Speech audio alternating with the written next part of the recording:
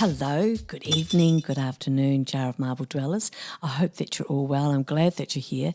You know, the cottage that I come away to, I talk about this quite a bit on the podcast, and sometimes when I go there, and it seems to have been just the last few times, there are like butterflies everywhere you look, jumping gently from blades of grass to tiny flowers, and then they fly out of thickets of rhododendrons and rose bushes and around my face. I kid you not, without even a snippet of poetic license.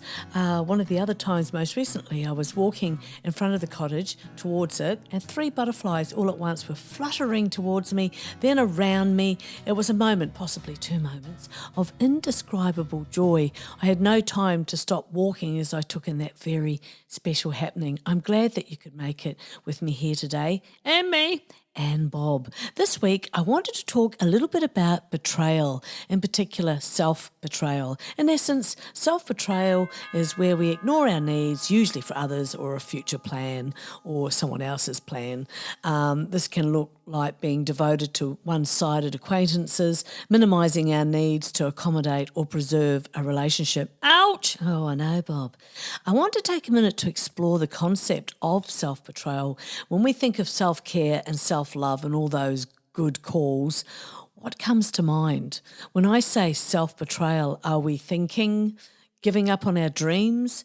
That can be a murky mix right there. There are different forms of self-betrayal. There are loads of ways that we can betray ourselves, some of which have been normalised in Western society, and has even been suggested that it's just a part of our collective psyche or part of some of our personalities. So we know that self-betrayal is when we ignore our needs, when we follow what parents, for example, want us to do with our lives. Hashtag self-betrayal. This behaviour can look like this. A big popular one is people-pleasing, adopting beliefs of others so that we can feel accepted when we don't trust in ourselves, agreeing to do things that we actually really don't want to do. We can ignore our needs so that we seem easygoing. We might actually frame our behaviour as, I am actually really easygoing. We might actually even believe it. But in reality, you haven't ever really been easygoing, but your need to be part of the pack was greater. In relationships, it can look like allowing yourself to be love-bombed, allowing things to move too quickly in order to feel special or to meet a need. Love-bombed? Oh yeah, that's a narcissist arsenal when luring in some unsuspecting poor soul. Yeah? When someone comes on way too fast, Bob, on the first or second date, for example, telling you they love you, they can't live without you, well, that's not a good sign at all. You need to run. Correcto mundo, Bob. It can also be letting things go when you've been hurt or violated, making excuses for behaviour that's actually been distressing you. It can show up at work. The love bomber? Well, possibly, but not in this case. At work, self-betrayal will show up in many forms. Again, it can feel what is the norm for a culture in a work setting. It can be normalised because that's how it's always been and that's how it's going to stay and that's just how it is. Oh, that sounds awful, even though it's glaringly wrong. Like what? Well, a common one is behaving like all is well and going above and beyond, sacrificing our mental health in an effort to appear as though you are the glow, the picture of flawlessness. We can successfully give the impression that all is well, that we are thriving, when in fact we're feeling tired, stressed, overwhelmed, and maybe feeling like we need reassurance. Recognition, acknowledgement, and a cheque for $3 million. Oh, yes, that sounds absolutely bang on there, Bob. Yeah, I thought so. There is usually another side to this where we are on autopilot. We look like we're climbing the corporate ladder, for example, but we are unfulfilled and struggling. That sounds awful. It is. There is an enormous price to pay to be seen as successful, and this is where the self-betrayal can take root. Please tell me there's an answer. With self-betrayal, there are small steps to take to interrupt the cycle. Only small steps? Couldn't they be like big running leaps? Well, yes, if you're not planning on coming back. But if you are feeling all of those strong emotions, then it is wise, more doable to take baby steps first. Oh, yeah, good idea. Okay. First one for me that has helped me endlessly is finding me time. Reserving time for you is beyond important and will impart a kind of balance in your life, and it gives you the impetus to keep going because you know you have reserved me time. If time is lacking, a commodity that you believe you don't have much of, what could you not do that would give you more time? For example, many people scroll for many lengths of time on their phone. Hell, they even do it while they're driving. Talk about not caring for themselves or others. They miss what's going on right in front of them and then complain and scream, I have no time. Make time. Stop betraying yourself with a damn phone. Are you for real? Yeah, are you for real? That's right, Bob. Showing up for ourselves is another way to stop betraying yourself. So you have to get clear about what you want and require from yourself and also from others. Hashtag betrayal to yourself. Another beauty is I challenge you to examine the inner critic. You know, that voice that never shuts up and is always wrong, the one that expects things to go wrong and repeats itself, the one that plays a no good role in your life. There are many rewards that come with making changes. Sure, there are risks. The ding-dongs don't get to use you anymore, for starters. Well, you gotta love that. I know. That's right, Bob. Yeah. Well, when you start to show up for yourself, there may be those who don't like that. Why? Because they got to benefit from expecting that which is totally unreasonable, and when we don't allow our mental health to be on the chopping board anymore. I would encourage you to ask yourself, is it really a loss to lose someone that requires me to deny my health, to fail myself so that they are comfortable? Yeah, I didn't think so. Many of us have done it, worked our fannies off to keep up with a false expectation to be seen as a valuable team member. One job I had, if it wasn't for another manager who told me that the sector I was managing had never ran so smoothly or made as much money, if she hadn't told me, I would have had zero idea. Nobody was going to let me know that. I had started at a position where there were dead bodies in the water.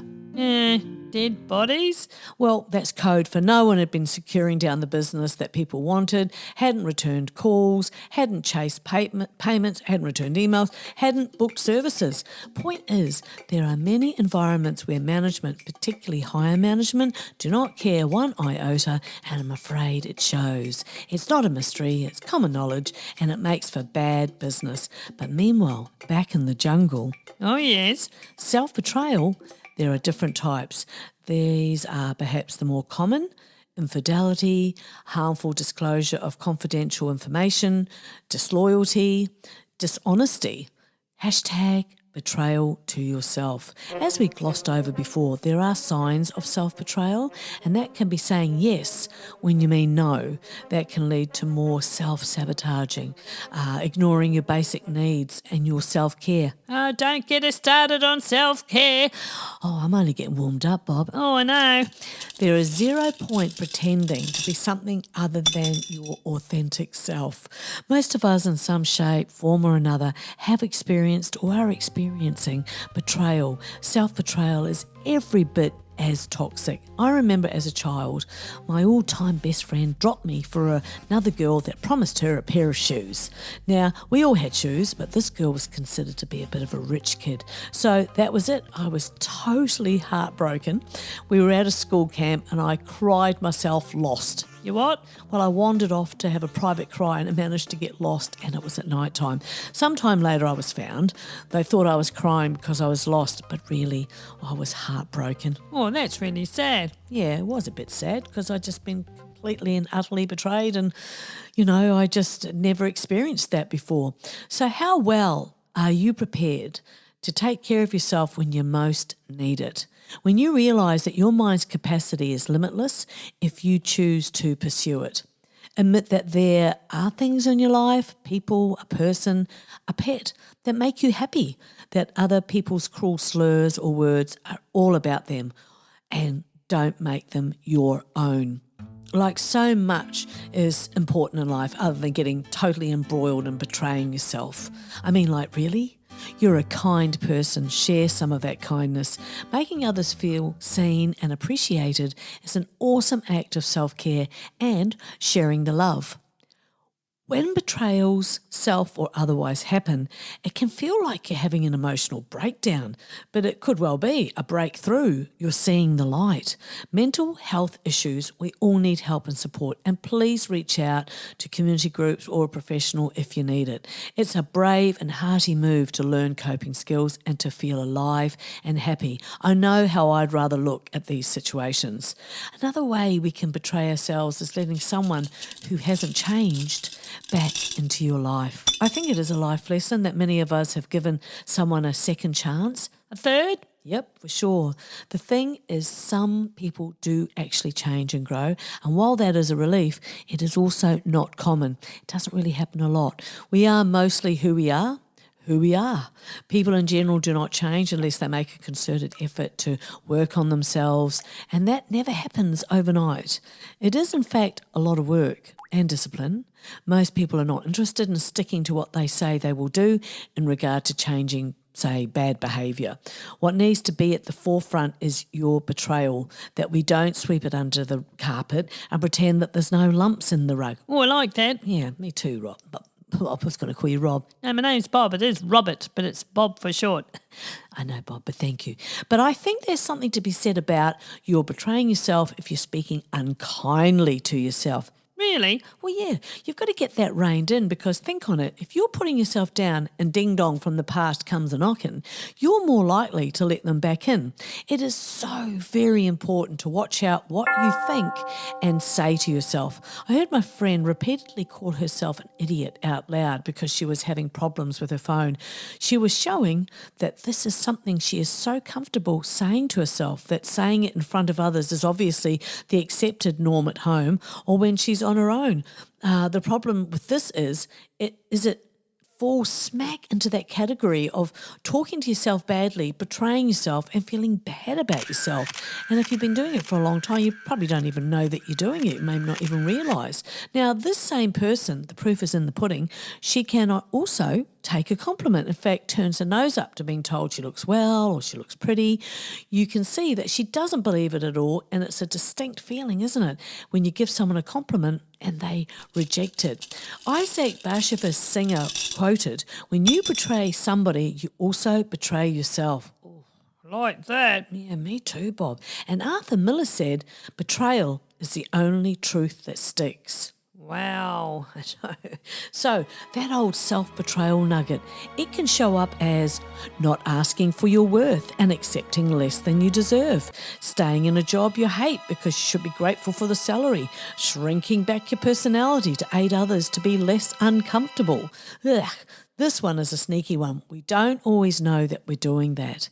I would say don't try to fit in. You must be yourself, and if it bothers someone else, then it is their problem, not yours. That's right, by crikey. That's right, Bob.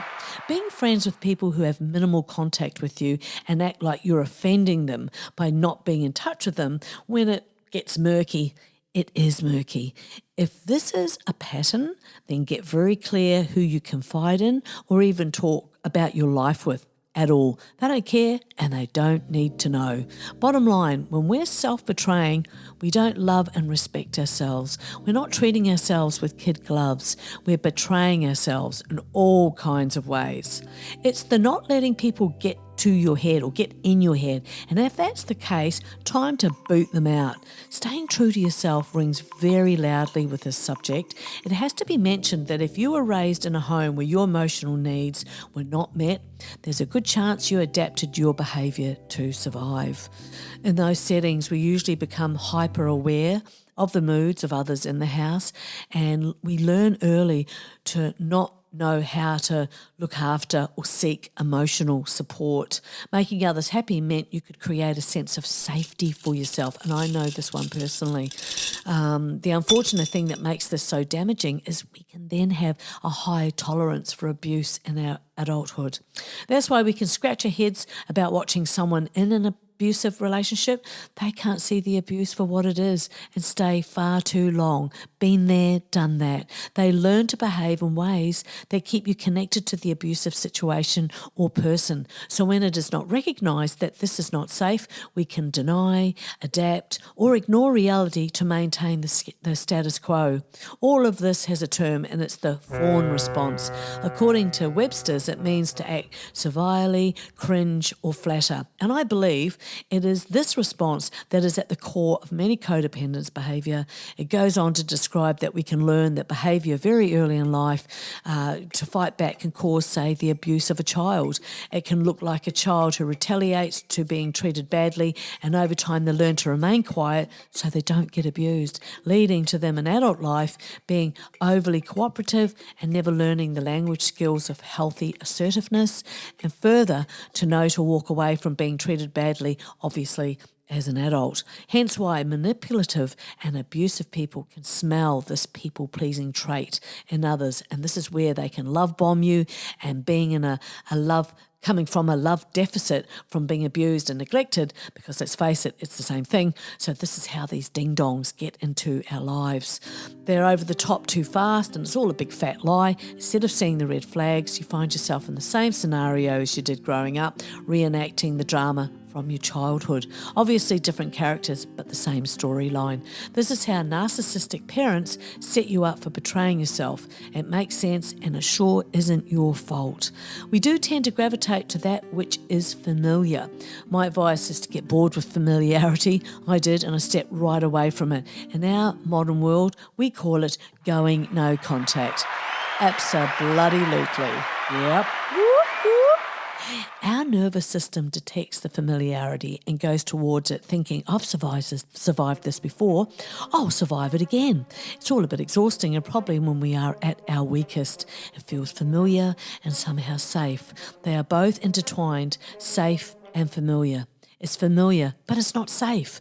And when we have never known safety, because it's not known, it feels more scary. Oh yes, denying our reality keeps you hooked in toxic relationships or situations. It's important to know the perpetrators don't change, they just get worse. And this from an unknown author. The saddest thing about betrayal is that it never comes from your enemies.